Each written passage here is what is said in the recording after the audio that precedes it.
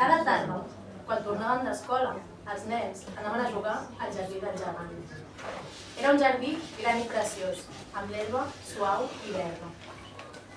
Aquí i allà s'alçaven per damunt de l'herba tot de flors boniques com estrelles. I hi havia 12 presseguers. Cada primavera esclataven en unes flors delicades de color rosa i perla i a la tardor donaven uns fruits ben sabrosos. Els ocells es posaven als arbres i cantaven amb tanta dolçor que els nens paraven de jugar per escoltar-los.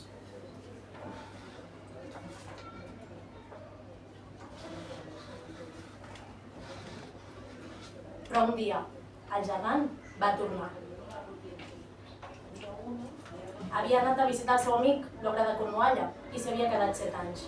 Al cap de 7 anys ja havia dit tot el que havia de dir, perquè no era gaire conversador, i va decidir tornar-se'n al seu castell. Quan va arribar, va veure els nens jugant al jardí. «Què hi feu aquí?», va demanar amb una veu molt ronca, i els nens van fugir. «El meu jardí és meu», va dir el gegant. «Això ho pot entendre qualsevol, i no permetré que jugui ningú més que jo». Així doncs, va aixecar un mur molt alt al voltant del jardí i hi va penjar un cartell. «Els intrusos seran castigats», deia el cartell.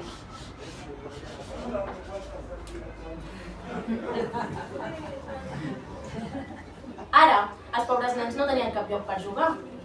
Van provar de jugar al camí, però el camí era molt polsegós i ple de pedres, i no els agradava. Quan sortien de classe, rondaven al voltant del mur i parlaven del jardí bonic d'amics. «Que feliços que érem allà», els deien.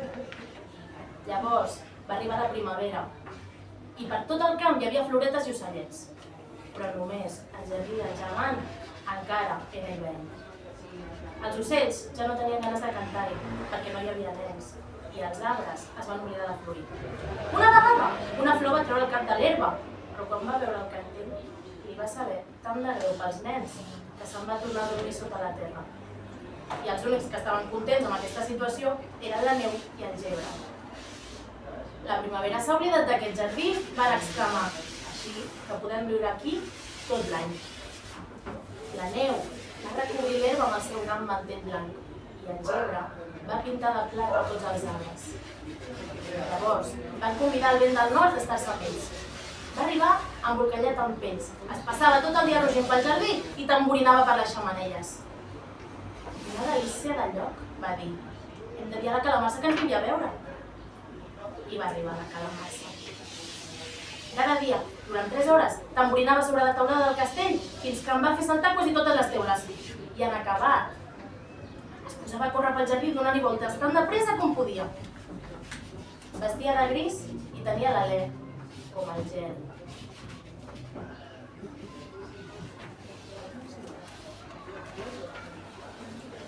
«No entenc com és que ha trigat tant a venir la primavera», va dir un dia el gegant egoista, mentre s'asseia a la finestra i contemplava el jardí blanc i fred. «Espero que el temps canviï aviat». Però la primavera no va arribar, ni l'estiu.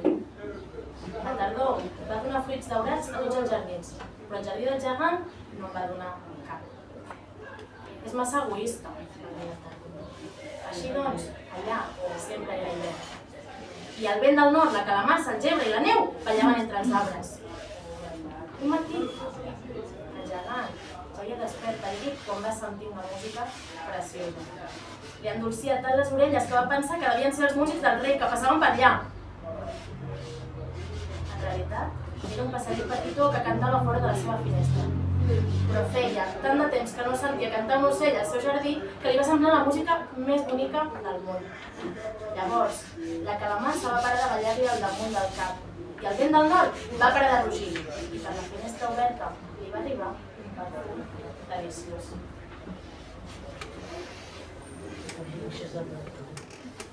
«Crec que per fi ha arribat la primavera», va dir el gegant, i es va aixecar del llit un salt i va treure el cap. Però sabeu què hi va veure? Doncs va veure un espectacle meravellós, perquè els nens s'havien escolat d'amagat per un foradet del mur i estaven tots asseguts a les branques dels arbres. A cada arbre que veia hi havia un nen, i els arbres Estaven tots tan contents de tornar a tenir els nens que s'havien cobert de flors i agitaven els braços suaument per demanar per damunt dels caps dels nens. Els ocells voletejaven amunt i avall i refilaven d'emoció. I les flors miraven a través del cel, a través de l'herba. Era una escena preciosa. I només en un racó del jardí encara era hivern.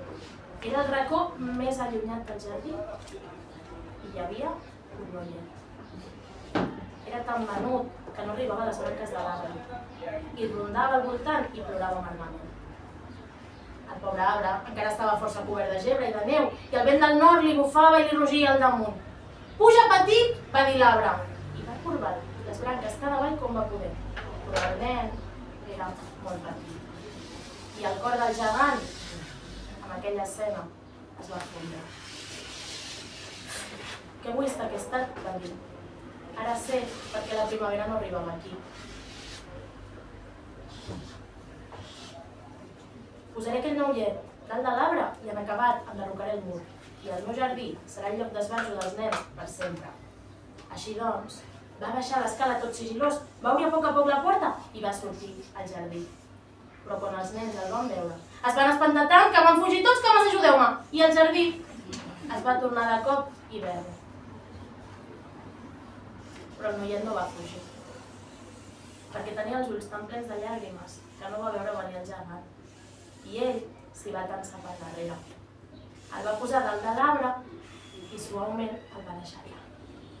De cop i volta, l'arbre va esclatar en flors i els ocells van anar-hi a cantar. I el noiet va envoltar amb els braços el coll del gegant i li va fer un petó.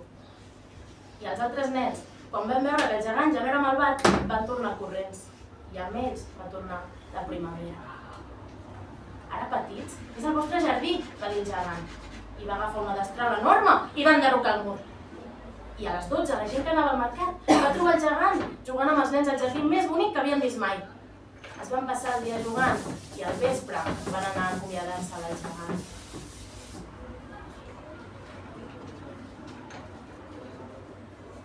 «Però on és el vostre amiguet?», es va preguntar ell. «El noiet, el que he deixat a l'arbre, on és?» «No ho sabem», van contestar els nens. «Se n'ha anat». Però els nens no sabien on vivia ni l'havien vist mai i el gegant es va posar molt trist. Cada tarda, quan s'acabaven les classes, els nens anaven a jugar amb el gegant, però ja no van tornar a veure el noiet que el gegant estimava. I ell era molt amable amb tots els nens, però ell trobava a faltar el seu primer amiguet. «Com m'agradaria veure'l», es deia. I així van anar passant els anys. I el gegant es va fer molt vell i es va afeblir. Com que ja no podia jugar, s'asseia en una butaca enorme a contemplar els jocs dels nens i admirar el seu jardí. «Tinc moltes flors boniques», va dir, «però els nens són les flors més boniques que hi ha». Un matí d'hivern va mirar per la finestra mentre es vestia. I ja no odiava l'hivern, perquè sabia que era només la primavera dormida i que les flors, en realitat, descansaven. De sobte, es va fregar els ulls, tot sorprès. Va mirar i remirar i va veure una cosa meravellosa. Al racó més allunyat del jardí hi havia un arbre recobert d'unes flors blanques precioses. Tenia les branques totes daurades i en penjaven uns fruits platejats i a sota hi havia el noiet que ell estimava. El gegant va córrer escales avall amb gran goig i va sortir al jardí. Es va afanyar a través de l'herba per acostar-se al noiet i quan ja era força a prop es va posar vermell de fúria i va dir: «Qui ha gosat fer-te mal?» Perquè els palmells de les mans, el nen hi tenia les marques de 2 claus i les marques de 2 claus també eren els pauets. «Qui ha gosat fer-te mal?», va cridar el gegant. «Digues-m'ho, perquè el pugui matar amb l'espasa».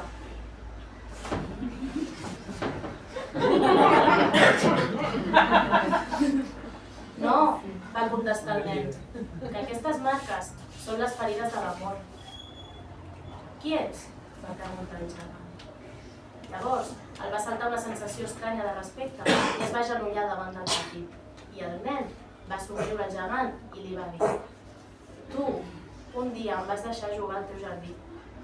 Avui vindràs tu al meu jardí, que és el paradís». I aquella tarda, quan els nens van arribar corrent, van trobar el gegant ajagut mort sota l'arbre, tot cobert de flors blanques. Oscar Wilde.